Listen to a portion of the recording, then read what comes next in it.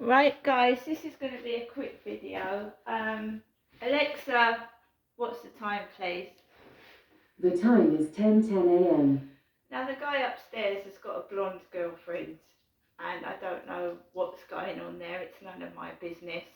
He's got dark black hair, it looks like a fucking dwarf couple out of Greece.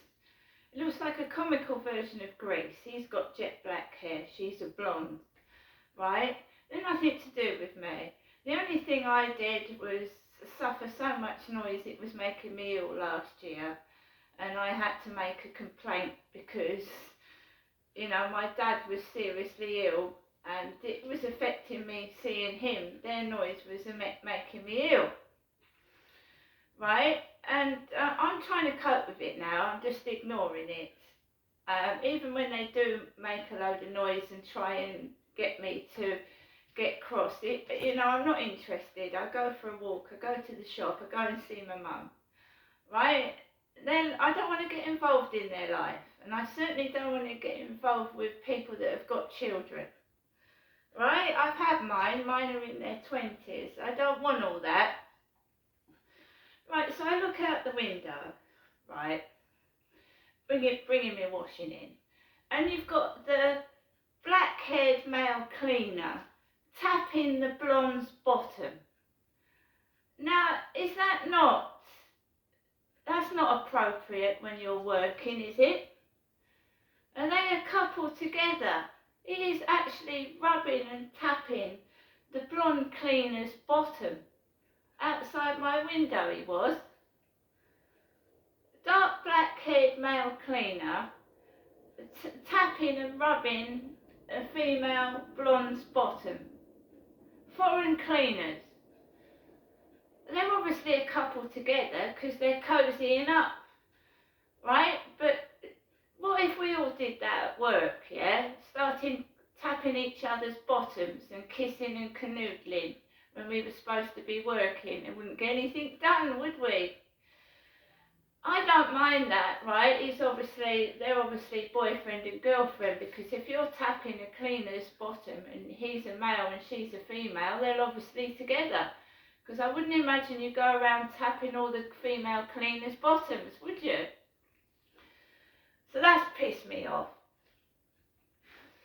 Also, yesterday I was round my mum's and my dentist sent me 2 messages. One, that I had an appointment tomorrow, and the second, can I fill in online forms? Me, Crystal. So I have been a bit sick, and I've also got a bad stomach. Okay, so I rang the dental surgery up whilst I was round my mother's, and she heard the phone conversation. She heard it on loudspeaker, my mum did, and the female assistant upset me over the phone. The big one with the bun in her hair upset me over the phone, the receptionist. She said, because I cancelled it for 2 weeks' time, I don't want to give them an infection. I have been coughing, I've been a bit sick, and I've got a bad stomach.